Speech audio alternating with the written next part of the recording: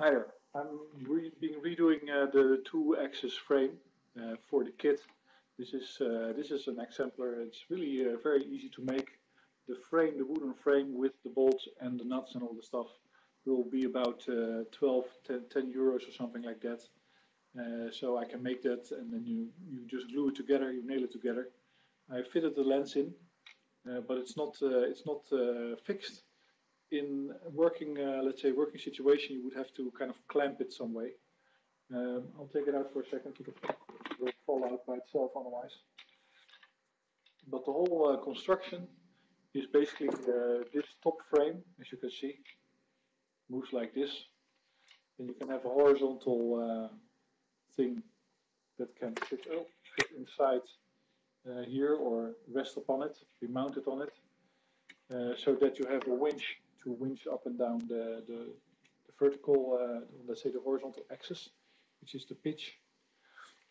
And then for the vertical axis, which means that it moves like this,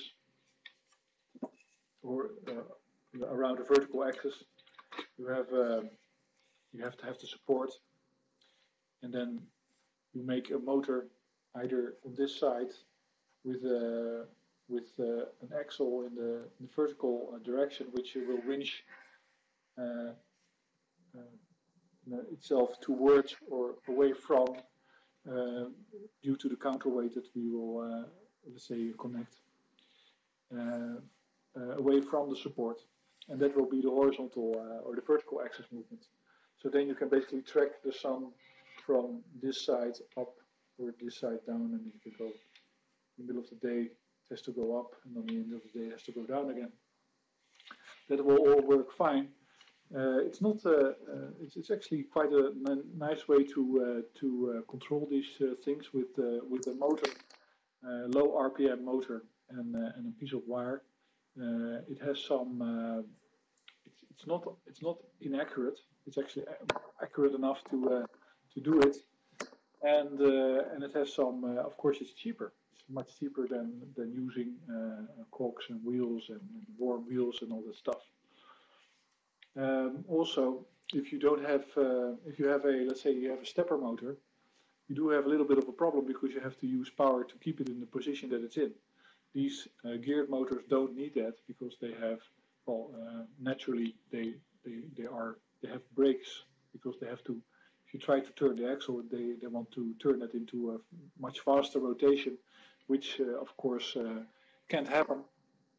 They can if you force them. So if you allow the motor to run, but you block the axle, they can break themselves. So you have to be very careful that you don't use them in a way that they can run into a limit, which has happened up until now with me with trying to get this whole limit detection thing going with the PicX microcontroller. What happens that the connection between the frame and the wire broke. And that's a very good way also to approach these type of things because you can always build in weaknesses. That's something I learned a long time ago because in Delft you have a explosive research facility that is made out of let's say corrugated metal. I believe that's what you call it, golfplaat, the roof.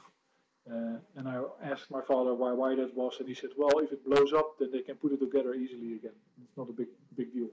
So things that break, you have to kind of, if you think there's going to be something that breaks, then try to make it the cheapest thing that breaks. But this is the setup. So to this, one would have to add the motors, of course, which I'm going to do in this case. I have to add the sensors and the microcontroller. But you can also, let's say, if you take this one heliostat type device, two-axis thing, then you can use a longer, much longer bar, put several of them on it, like this. You can move them together with one piece of wire or piece of metal or piece of wood. Actually, this piece of wood was the communication bar between several mirrors in another device that I made. For the vertical axis, I wouldn't know for sure how you would do that in the best way, but maybe you can do that for multiple mirrors or lenses at the same time as well. This is still simply to give you something to work with. starting point in your experimentation. And this is then, well, this would be €10. So I guess the whole set will be a little bit cheaper than I expected. And if you want to order one, you can go to the kits page. Whatever money is left is put into more work on making the parts cheaper and better functioning. So I've still got some microcontroller work to do. I still have to make a printed circuit board and other stuff. But this is a good starting point. I'm also going to show a 50 by 50 mirrors, or yeah, that's 50 by 50 centimeters mirror version of this, which is bigger. But that's strictly for heliostat purposes, so to get the light in a certain direction. Thanks for listening.